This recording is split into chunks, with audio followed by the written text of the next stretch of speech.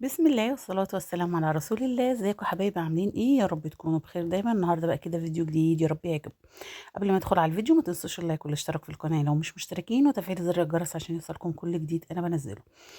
النهارده كده هنعمل مع بعض غدا، وكمان هنعمل كده فراخ مشوية بس بتتبيلة حلوة جدا وطعمها جميل، احلى كمان من فراخ بره. اول حاجة كده جبت كده طاسة ومعايا كده لحمة مفرومة، فهحط كده بصل، وهعمل تعصيجة لحمة للجلاش. هعمل هنا صينية جلاش باللحمة المفرومة وفراخ مشوية ورز أصفر. أكلة كده خفيفة وبسيطة وحلوة جدا. هنا كده معايا لحمة مفرومة. أنا بجيب كيلو لحمة مفرومة بقسمها على 3 أكياس يعني. اللحمة دي أكتر من الربع بشوية، بتبقى حلوة جدا في صينية الرقاق أو اللحمة الجلاش. بتبقى حلوة جدا يعني، وبتبقى مليانة لحمة وحلوة. حطيت كده البصل مفروم ورشة ملح ورشة فلفل، وحط 7 بهارات وكمان قرفة. لازم بحب أحط في اللحمة المفرومة قرفة. فتتبيلتها بسيطة كده، ومش بحب أكتر عن كده يعني، ملح وفلفل وبهارات لحمة ورشة من القرفة. وهديها بقى كده تقليبة، وهسيبها كده تتعصج وتستوي. و بعد كده هعمل بيها الجلاش.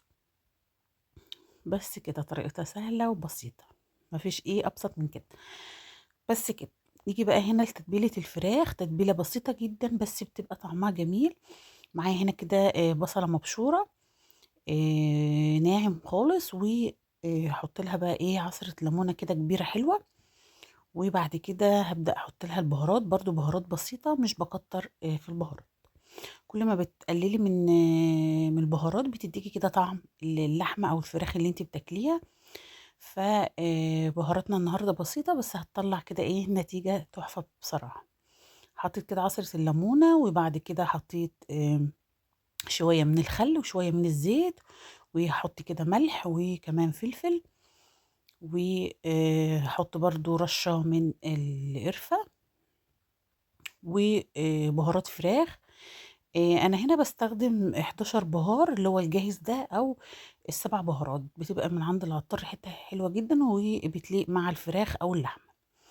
حطيت كده 7 بهارات ورشة من القرفة، وهحط كمان روزميري. الروزميري حلو جدا في شوي الفراخ، بيديها ريحة وطعم حلو جدا. فبحب استخدم دايما الروزميري، بتبقى حلوة جدا. حطي كده معايا كمان شوية من الكاتشب، والكاتشب هنا بيدي بقى للفراخ حاجة كده طعمها تحفة بصراحة. عندك بقى مستردة حطي، بس هي كانت التتبيلة مش محتاجة أي حاجة غير كده. ملح وفلفل وقرفة و7 بهارات وخل وليمون، شوية من الزيت وشوية كمان من الكاتشب.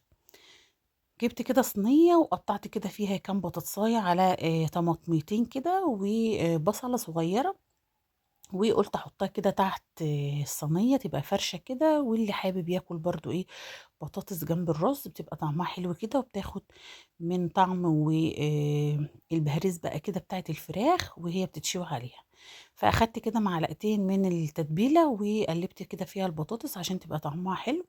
وهنا كده معايا فرخة كنت غسلاها ومنضفاها، وفرخة مش كبيرة قوي يعني، دي فرخة كيلو و800 جرام، حلوة يعني.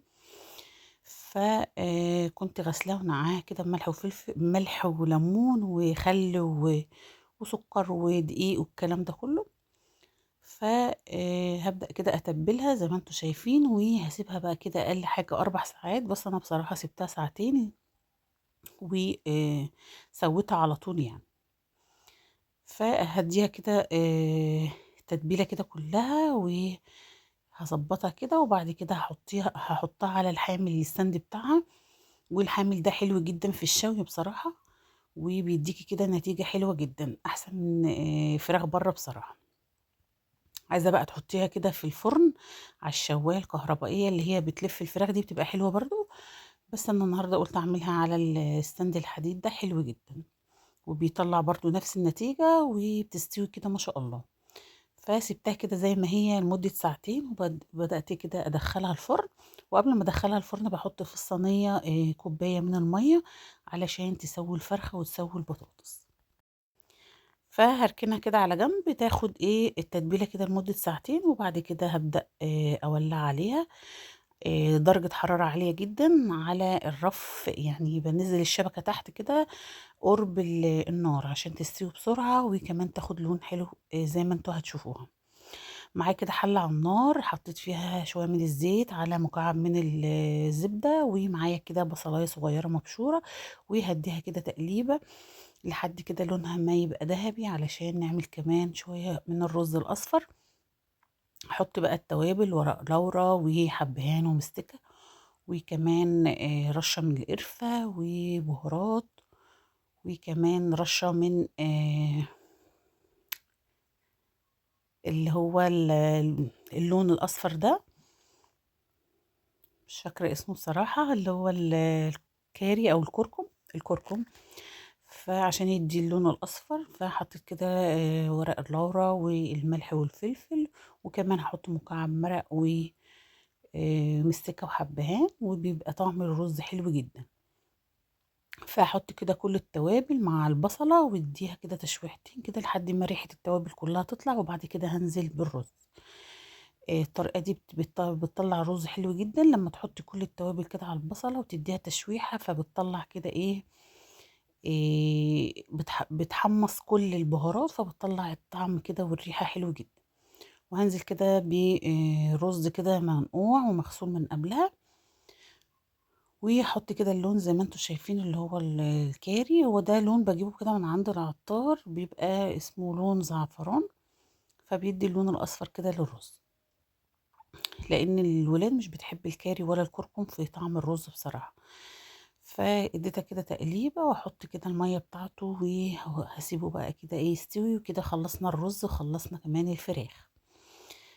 اكلتنا بسيطة كده وحلوة، ويعني بصراحة ولادي بيحبوا الاكل ده، فاللي بيحبوه بعمله لهم.